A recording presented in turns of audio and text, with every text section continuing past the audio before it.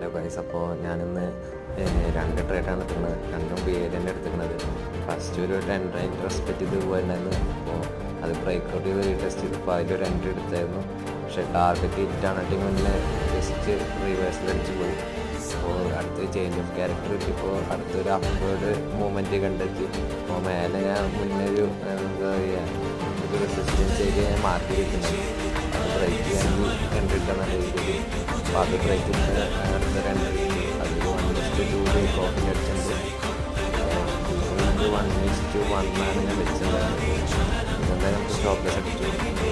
എന്തായാലും എന്താ പറയുക പ്രോഫിറ്റാണ്. നമുക്ക് എന്താ പറയുക 6% പ്രോഫിറ്റാണ് നമ്മൾ ഇറങ്ങിയിരിക്കുന്നത്. എനിക്കാണെങ്കിൽ കുറച്ചുകൂടി